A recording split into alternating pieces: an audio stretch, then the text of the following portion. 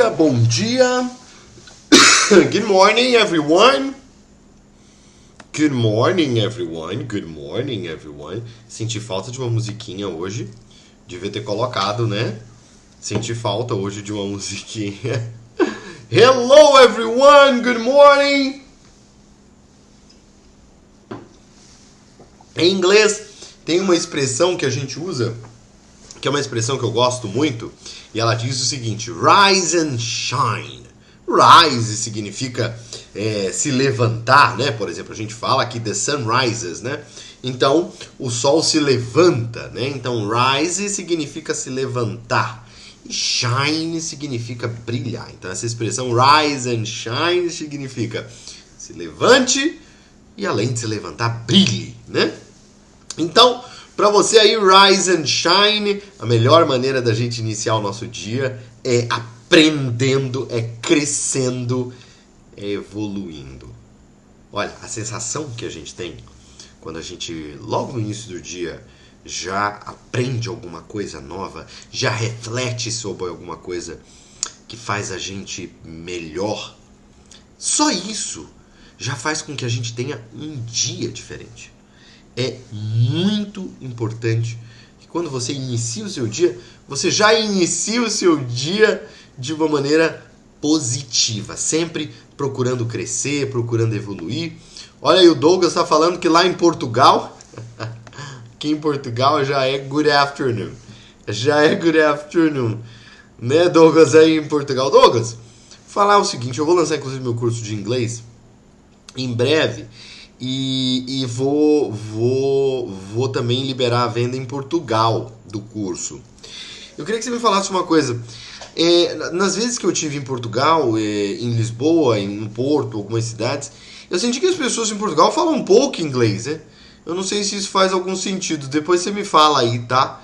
Se a minha impressão ela faz algum sentido. Porque eu achei isso, tá? Que em Portugal, pelo menos em comparação com o restante dos países, né, da Europa, eu achei que Portugal falava pouco inglês, né? Mas eu gostaria muito de ouvir sua opinião aí, né? Bom, hoje o que nós vamos fazer? Hoje nós iremos conversar sobre o mito do talento. A gente vai falar sobre essa questão, né, do talento de falar inglês ou de realizar alguma habilidade, né? Olha, o Douglas está respondendo aí. Depende, nas empresas é mais comum. No mundo dos negócios é mais comum, né? As pessoas precisam falar porque trabalham com empresas multinacionais, né? Ou que exportam e importam. Então, nesse caso, é extremamente necessário, né? No dia a dia eu achei que, né, as pessoas comuns não achei tanto não, né? Em outros países, nem na Espanha achei tanto, sabia? Outros países é mais comum, né? Alemanha, França, dependendo da cidade da França que você tá também. Mas achei que seria mais comum antes de ter visitado a Europa, achei que seria mais comum. A exceção da Alemanha, né? A Alemanha eles fazem tudo bem, né? Eles são danados. Mas legal, obrigado, viu? Bom, hoje nós vamos falar sobre essa questão do mito do talento, né?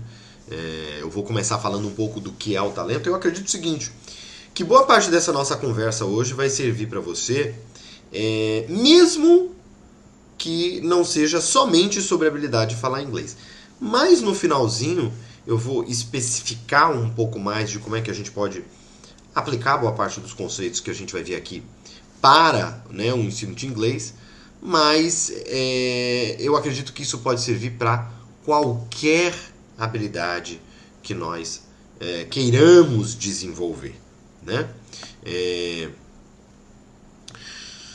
Olha aí o Douglas falando que lá eles usam até muitas palavras do inglês, como t-shirt, yeah. Que bom, né? Incorporaram. Legal. Mas qualquer habilidade que você queira realizar, qualquer tipo de evolução em habilidades que você já tenha, que você queira ter, eu acredito que a live de hoje vai servir para nós conversarmos sobre isso. Algum tempo atrás, eu li um livro que chama Bounce. Bounce significa quicar, né? O quicar. Você pega uma bola de basquete, você vê que o jogador de basquete, quando ele está jogando basquete, ele fica bouncing the ball, né? Ou seja, ele fica quicando a bola. Se você pega um coil, uma mola, né? E você apertar, você percebe que ela tem aquela propriedade na qual ela retorna ao estado dela anterior e ela fica quicando, ela fica indo e voltando, né? Então, esse livro fala sobre a nossa capacidade de aprender e de que maneira a gente, na grande maioria das vezes, associa o fato de se aprender ou de exercer uma determinada habilidade com a questão do talento.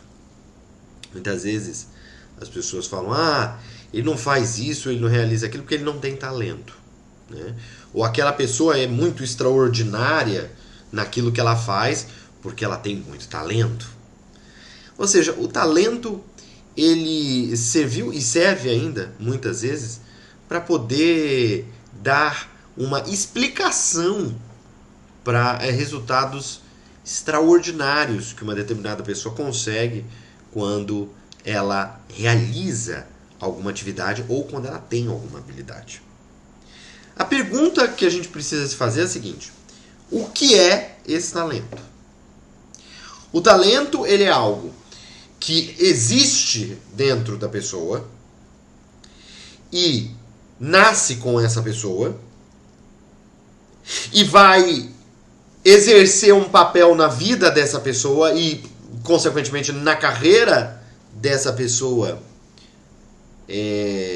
de modo a fazer com que ela tenha sucesso em determinadas áreas da vida dela. Ou talento é uma habilidade que se é aprendida. Talento é nato, é algo que nasce com você, ou é algo construído, é algo desenvolvido? Essa é a pergunta que eu quero discutir com vocês hoje. Eu tenho uma opinião sobre ela, em função de muitas coisas que eu li, em função desse livro especificamente. Então eu super aconselho a leitura desse livro, tá? Bounce, The Myth of Talent, tá? Não sei, se tiver em português deve estar O Mito do Talento, tá? Esse livro em português. E esse livro, ele faz o estudo de algumas pessoas, inclusive de pessoas que falam línguas e falam muitas línguas, né? Ele faz inclusive um estudo de várias personalidades que todos nós conhecemos, que são tidas como personalidades que possuem muito talento. Que personalidades são essas? Uma pessoa que nós conhecemos muito bem é o compositor clássico Wolfgang Amadeus Mozart. O Mozart, ele foi sempre muito conhecido e reconhecido na história dele, não só por ele ter sido um compositor brilhante, um músico genial, mas também porque ele começou as composições dele muito cedo. E ele começou a tocar instrumentos, em especial o piano, também muito cedo. Com 5 anos, o Mozart já esboçava os seus dedinhos malucos em cima do piano. E muita gente começou a falar, tá vendo só? O menino de 5 anos, se ele tem 5 anos e ele tem todo esse talento e faz tudo isso em cima do piano, isso só pode significar que esse menino já veio do berço com algum componente especial, porque não é possível que uma criança de 5 anos consiga se sentar ao piano e ter a habilidade que ele tem. As pessoas se esquecem de fatores que são primordiais para o Mozart ter se sentado ao piano aos 5 anos de idade. E um desses motivos é o fato de que o pai do Mozart era professor de piano, era músico e também era compositor. E o pai do Mozart tinha uma casa repleta de música. A casa vivia cheia de alunos. A irmã do Mozart, que era um pouco mais velha que ele, começou também a ter lições logo cedo. E o Mozart queria muito tocar. Porque ele via o pai tocando, ele via o pai ensinando as outras pessoas, ele via a irmã mais velha, que ele admirava muito também tocando. Então, o Mozart insistiu com o pai dele, né, pediu ao pai dele insistentemente que ensinasse ele a tocar piano.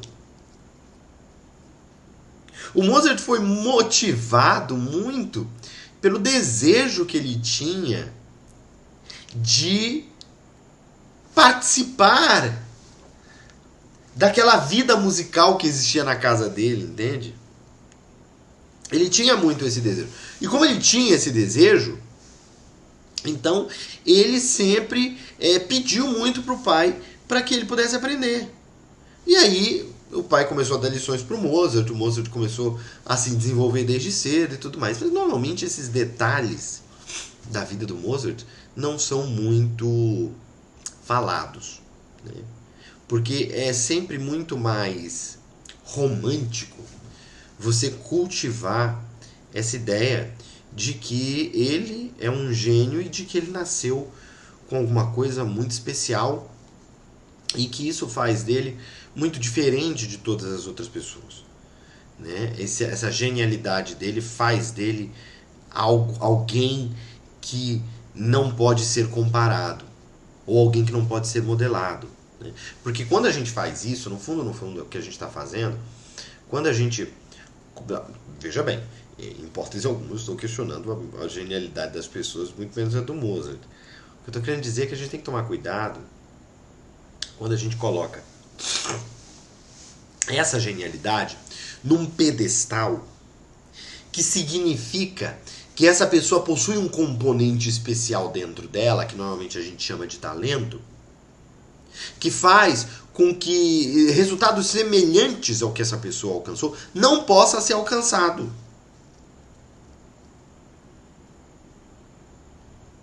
E isso também tem muito a ver com a nossa habilidade em ser preguiçoso. Sabia disso?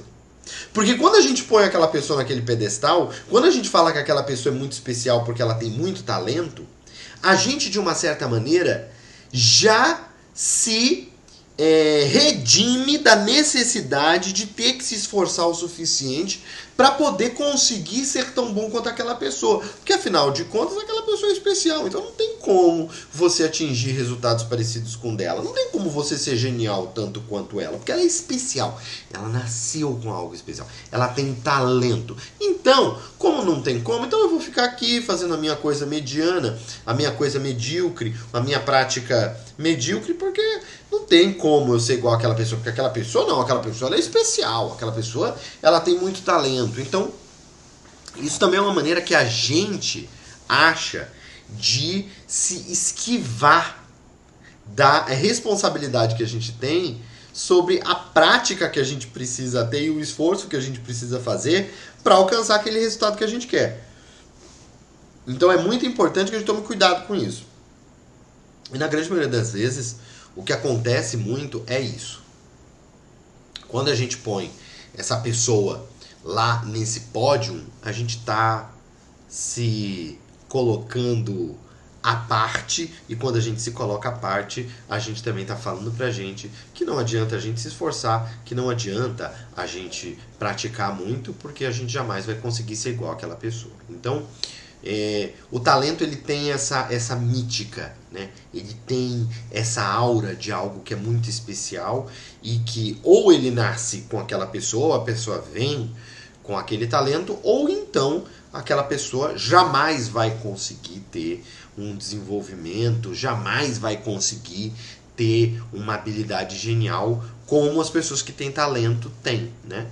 Então, a gente precisa tomar muito cuidado com isso, porque o Mozart, como eu falei para vocês, teve esse histórico. A gente tem aqui no Brasil um exemplo muito comum que é o do Oscar. E o Oscar Schmidt, jogador de basquete, Tem um lance do Oscar que ele recebeu o apelido de Mão Santa.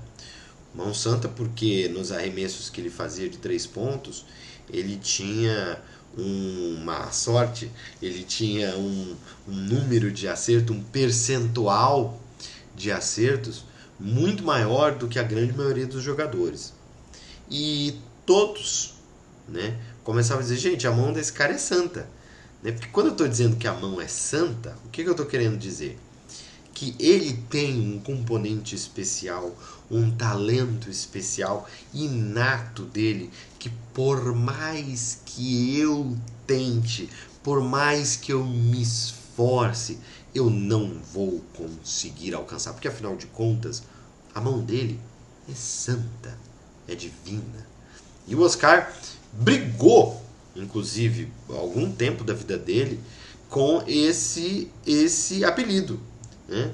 Ele gostava desse apelido pelo bom humor que ele trazia, mas ele não gostava muito dessa ideia de que ele tinha uma mão santa ou especial ou talento que veio com ele. Porque o que o Oscar dizia é que quando os colegas dele todos acabavam o treino e iam embora para casa, ele ficava 1 hora todos os dias, isso durante anos, 1 hora a mais do que todos os outros, sozinho na quadra, treinando arremesso de 3 pontos.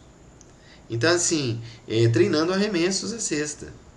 Então, assim, ele treinou muito mais do que os colegas dele para poder ter aquela habilidade. Então, ele não gostava quando diziam que ele era mão santa.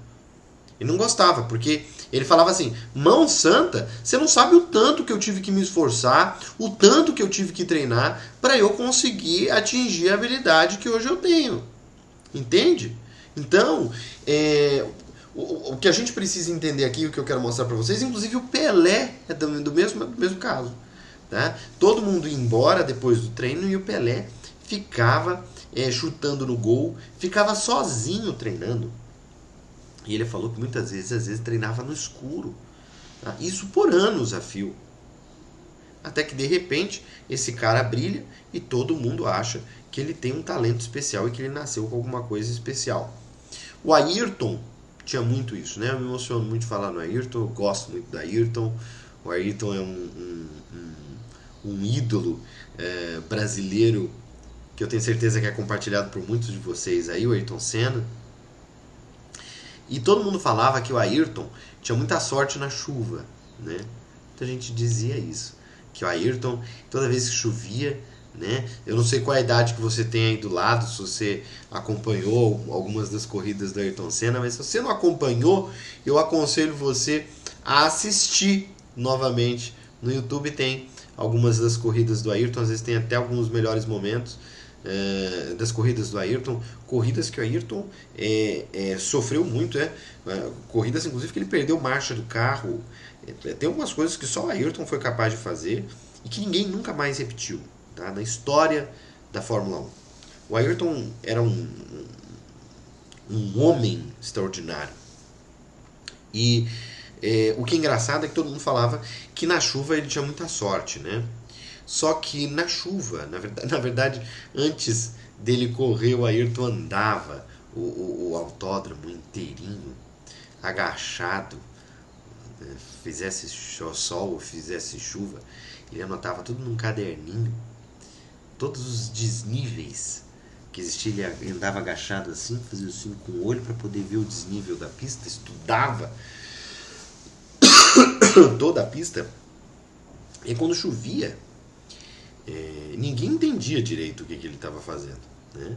Mas é que como ele havia estudado milimetricamente os relevos da pista, então ele sabia onde a água ia empoçar e onde a água não ia empoçar.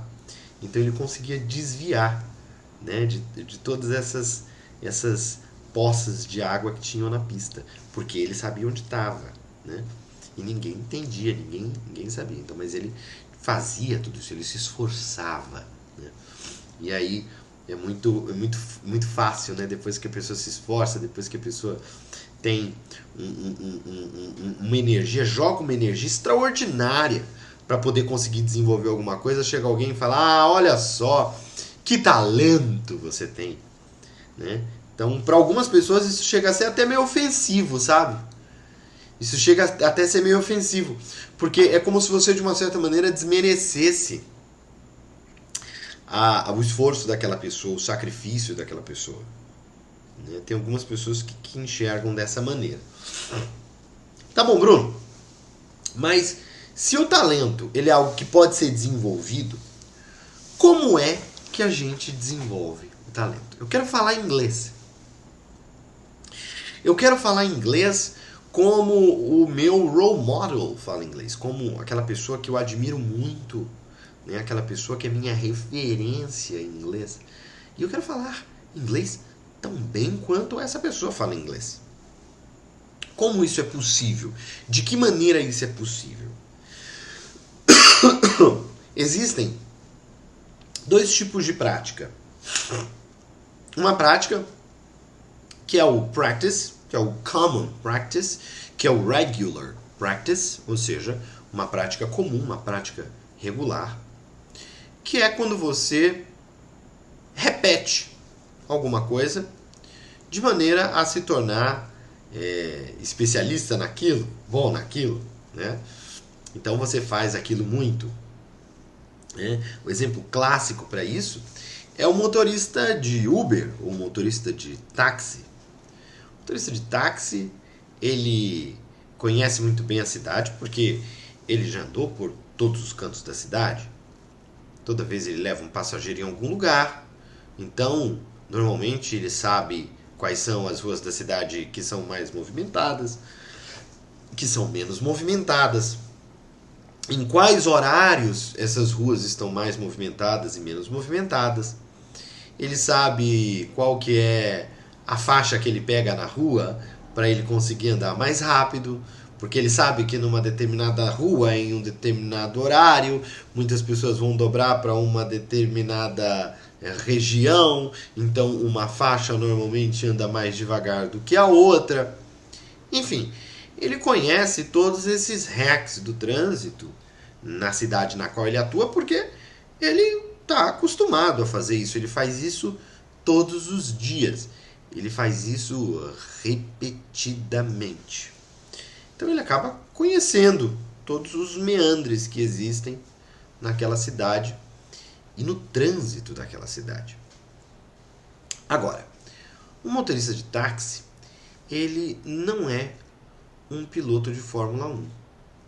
Mas o motorista de táxi, ele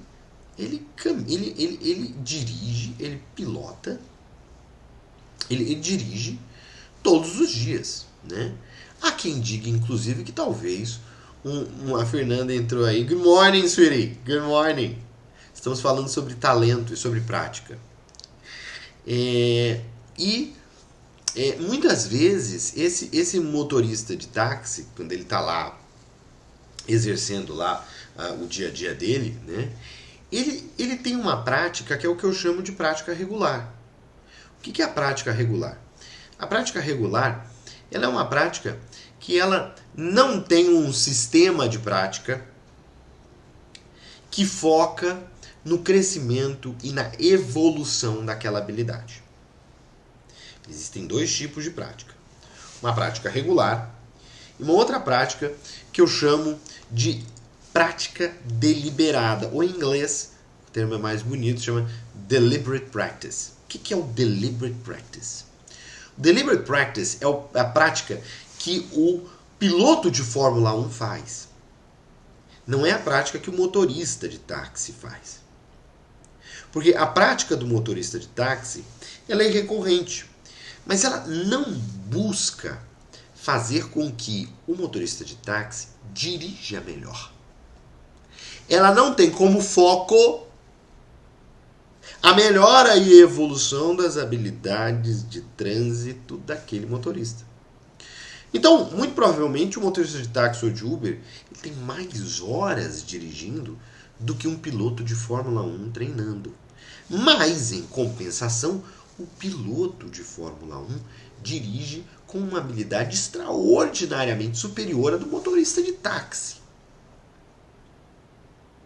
Bruno, se a prática leva à perfeição, então o motorista de táxi deveria ser um piloto de Fórmula 1 melhor do que piloto de Fórmula 1, certo? Errado. Por quê? Porque o piloto de Fórmula 1 tem uma prática diferente da prática do motorista de táxi. Essa é a diferença entre regular practice, common practice e deliberate practice. Então, o que a gente precisa entender aqui é que essa deliberate practice é ela que vai fazer com que você tenha uma melhora constante das suas habilidades. É ela que vai fazer com que você evolua constantemente naquela habilidade. E eu vou passar para vocês aqui a fórmula da deliberate practice. Como é que a deliberate practice funciona? De que maneira você precisa praticar para que você consiga estar constantemente evoluindo naquela habilidade? Então vamos lá.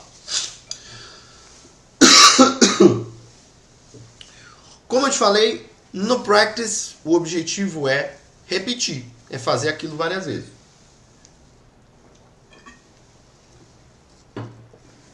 Já na deliberate practice, o teu objetivo não é repetir. O teu objetivo é evoluir. E evoluir significa superar o estágio de competência que você já atingiu naquela habilidade que você quer melhorar. Ou seja, você fala inglês nível básico. Você quer falar inglês nível intermediário. Ou seja, o teu nível é o nível básico. Você quer passar para o nível intermediário. Como é que você realiza a prática que vai te levar do nível básico para o nível intermediário? Isso é só um exemplo, tá? Mas a questão é, a deliberate practice, ela considera que você tem um estágio anterior, tá? Esse estágio anterior, ele é um estágio no qual você está, e você quer atingir um outro estágio, que é um estágio superior àquele que você está, no qual você se encontra. Então, de que maneira você precisa praticar para sair de um estágio inicial e chegar em um estágio desejado? Primeira coisa que você precisa ter na deliberate practice é foco nesse objetivo. Você precisa saber exatamente qual que é o objetivo que você quer alcançar. Eu vou te dar um exemplo. Uma das diferenças entre um aluno de inglês de nível básico e de nível intermediário é o uso de determinados tempos verbais. Um aluno intermediário usa com mais habilidade present perfect, por exemplo. Um aluno de nível básico usa simple past, ele não usa present perfect.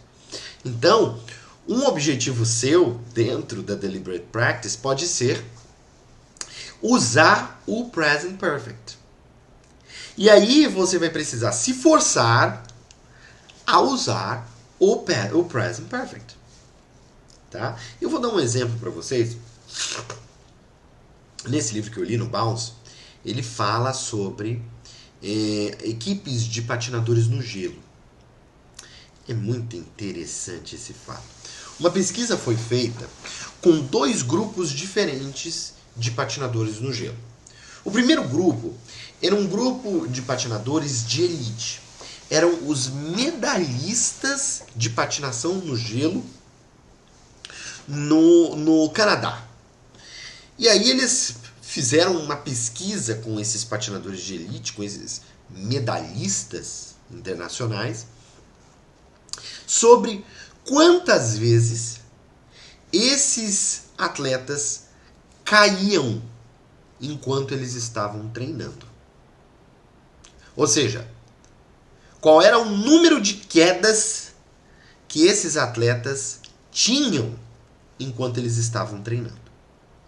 E aí eles pegaram um outro grupo de atletas que patinavam no gelo, que não eram atletas de elite. Eles eram atletas bons, mas eles não eram extraordinários. Eles não eram os melhores. Tá? Eles eram considerados bons patinadores no gelo, mas eles não eram aqueles que disputavam as medalhas. Então, eles começaram a perceber que esses 2 grupos tinham estilos de treinamentos muito diferentes. E eles começaram a perceber o seguinte, que os patinadores no gelo, que eram de elite, os medalhistas, pasmem, eles caíam muito mais vezes do que os medalhistas que eram somente bons. Ou seja, esses medalhistas extraordinários, eles levavam muito mais queda quando eles treinavam do que os medalhistas que eram somente bons. E o número de quedas era 3, 4 vezes maior do que os medalhistas, do que os atletas que eram somente bons. E aí, os pesquisadores ficaram encucados. Mas, gente, se esses caras que são elite, que são os medalhistas de patinação no gelo, esses caras que são os mais extraordinários atletas do esporte, eles caem muito mais vezes quando eles estão treinando do que esses outros atletas que são bons. Tem alguma coisa no treino dos dois grupos que são muito diferentes. Porque a lógica dita uma coisa completamente diferente. O que a lógica dita é, se eles são melhores, se eles são mais habilidosos, teoricamente eles cairiam menos, e não mais. E não 4 vezes mais. Não faz o menor sentido. Certo? Errado. Faz todo sentido. Por quê? Os medalhistas que disputavam as medalhas olímpicas, os atletas de elite da patinação no gelo, eles não só praticavam, eles não só repetiam. Eles tinham um regime de treinamento baseado na deliberate practice. E qual que é essa deliberate practice? Eu preciso atingir um nível maior do que o nível no qual eu me encontro. Ou seja, o meu foco está em necessariamente evoluir a minha habilidade. Isso quer dizer o seguinte, que esses atletas se encontravam num estado inicial, num estágio abaixo do que aqueles que eles queriam alcançar. Então eles estavam constantemente se forçando a fazer coisas que para eles eram muito difíceis de serem feitas. Eles estavam sempre se desafiando muito mais do que aqueles atletas que eram somente bons. E como eles se desafiavam muito mais, eles caíam muito mais vezes. Então, apesar de serem infinitamente superiores aos outros atletas, apesar de serem atletas de elite, inclusive por serem atletas de elite, eles caíam, levavam muito mais queda do que os outros. Porque eles buscavam sempre melhorar muito mais a performance deles do que os outros.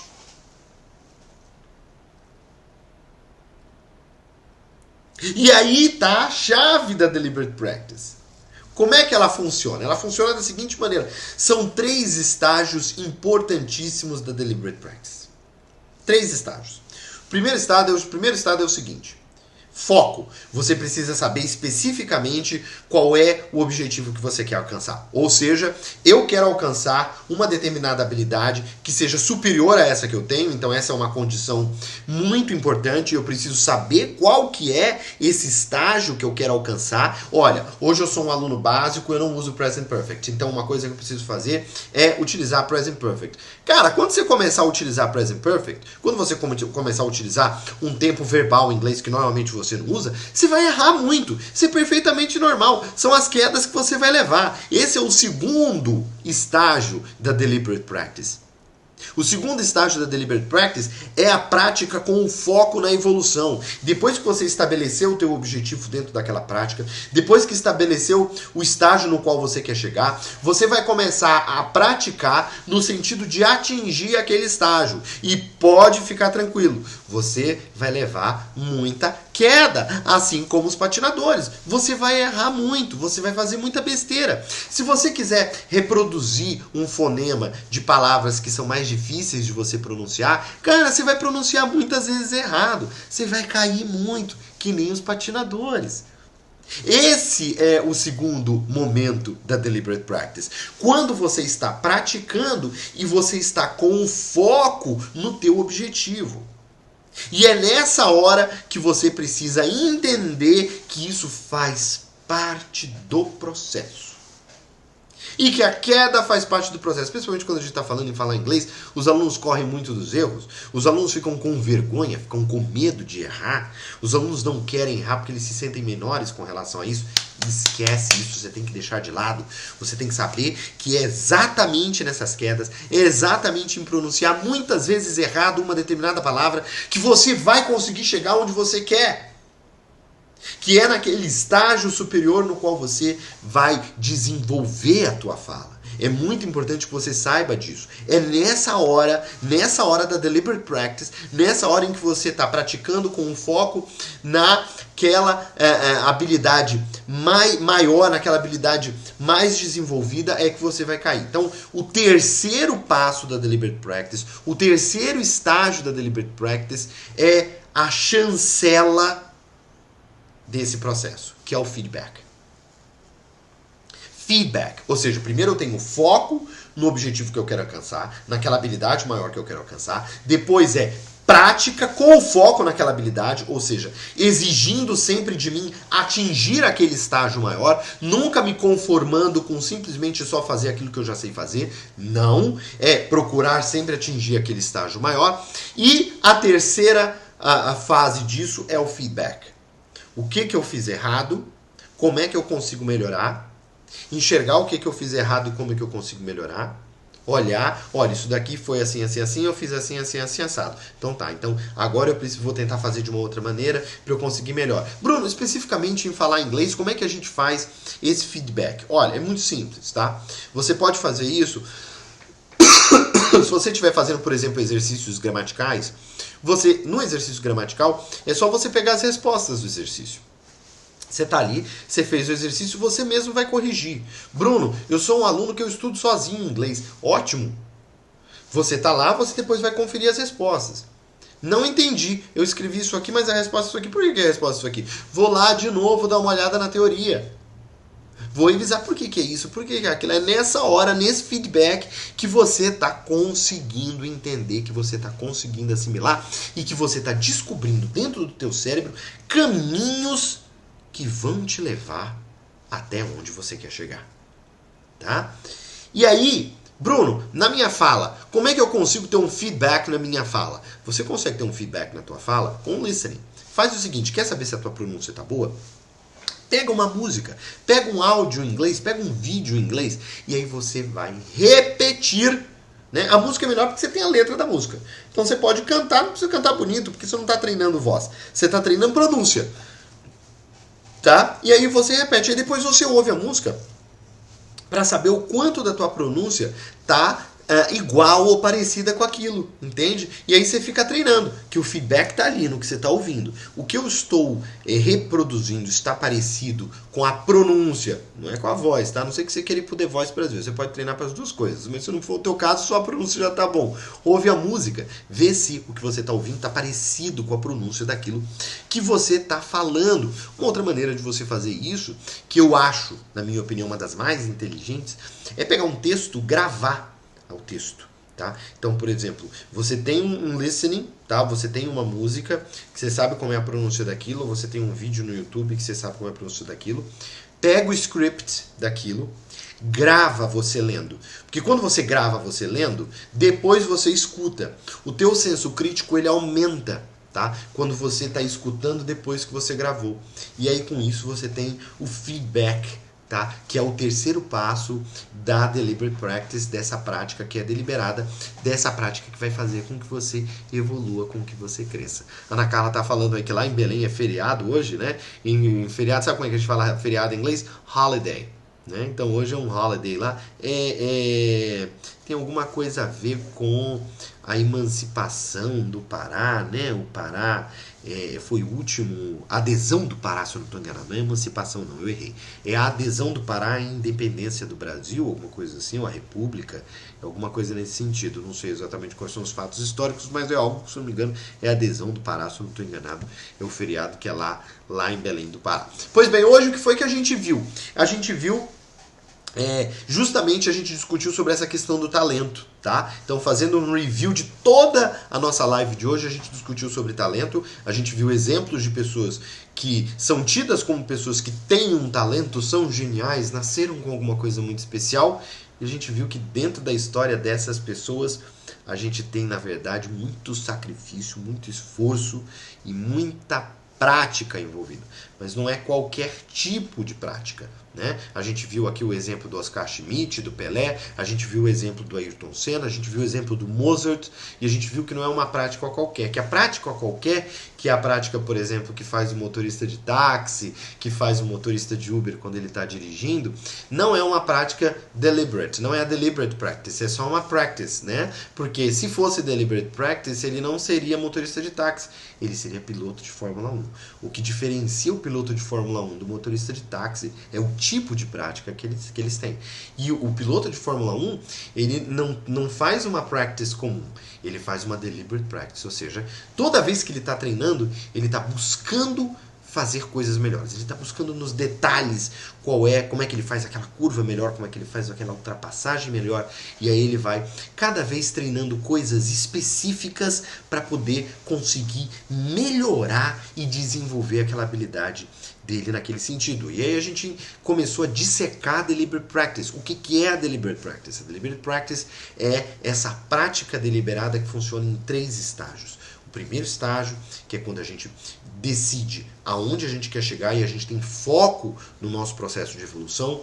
Depois a gente pratica com o foco naquele estágio que a gente quer alcançar. E o terceiro estágio, que é o feedback, que é quando a gente busca retroalimentar esse processo, ou seja, a gente entende aonde foi que a gente errou, e esse é um processo contínuo, tá? E aí, na verdade, é que mora a prática, é quando você percebe aonde foi que você errou, e você corrige aquilo que você errou, e você pratica, e você vai errar várias vezes, e você vai corrigir várias vezes, isso é perfeitamente normal, e é isso que vai levar você para você crescer. Bruno, eu estudo sozinho em inglês, como é que eu posso fazer esse feedback? É simples, você faz exercício gramatical, dá uma olhada nas respostas. Não bateu com aquilo que você respondeu quando você desenvolveu o exercício? Dá uma olhada na teoria novamente, vê como é que aquilo faz sentido na teoria e no exercício que você fez. Bruno, como é que eu consigo saber se a minha fala tá boa? Simples, listening, você pode pegar uma música ou um vídeo, e aí você pega essa música, esse vídeo, você escuta e você reproduz, e vê se o que você está reproduzindo está igual àquilo que você está ouvindo. Dei uma dica extra ainda com relação a isso, e a dica extra é muito simples, grava o que você fala, porque fica mais fácil de você analisar o que você falou, depois que você falou aquilo, do que no momento em que você está falando. Porque no momento em que você está falando, você está muito preocupado com como você vai reproduzir o som e você não consegue ter uma ideia muito boa de como é que ele está soando. Então, quando você grava e ouve depois, você consegue focar a tua atenção somente no feedback e saber se o que você está falando de fato está parecido com a pronúncia correta daquelas palavras. Vou aproveitar esse finalzinho da live para responder algumas perguntas que eu estou ouvindo aqui. Tem gente falando assim, com o exercício do alfabeto, tem gente que está fazendo curso, tá? E aí o pessoal do curso está falando, com o exercício do alfabeto, Ana Carla, inclusive. Vejo que a minha pronúncia precisa muito melhorar. Então, mas é prática, tá? Por isso que o exercício está lá para você fazer várias vezes, tá? Ele é muito divertido, aquele exercício. Bruno, muito obrigado por envolver inglês com essa prática, me desperta a praticar mais e mais. Que bom, Fernanda, que bom, que bom. Legal a gente já amanhecer assim, né? Praticando, melhorando, evoluindo, dá uma sensação gostosa, aquece o coração. Ana Carla, Fernanda, ele tem um exercício no curso dele que a gente pratica muito isso. Synapse Builder, falta só um U, tá? Builder é B-U-I-L-D-R, né? Que significa construtor, de construção. Então, Synapse Builder é aquele que constrói sinapses, né? Porque no meu curso de inglês eu tenho um exercício que ele forma sinapses no teu cérebro, tá? É um exercício muito divertido, eu gosto muito de fazer. Bruno, depois do LDM já está no meu plano de vida inglês com o Bruno. Ah, Fernanda, vai ser um prazer ter você, viu? LDM é um curso que eu ministro de leitura dinâmica e memorização. Vai acontecer no Pará, não sei se tem mais vaga, tá? Eu acredito que vai ser o último esse ano, não sei ainda, mas eu acredito que não tem mais vaga. Mas se você quiser, manda um direct aí, para quem é lá de Belém do Pará. Esse é um curso de 2 dias presencial, que a gente melhora as nossas habilidades de leitura, de memorização e deixa o nosso cérebro mega turbinado. Eu adoro muito esse curso. Pois bem, muito obrigado. Tenha um dia sensacional hoje, final de semana tá chegando. Amanhã eu vou estar aqui com vocês novamente. A gente vai fazer uma live novamente amanhã e a gente vai amanhecer o dia assim, evoluindo, crescendo e melhorando. Foi um prazer ter vocês aqui. See you tomorrow morning.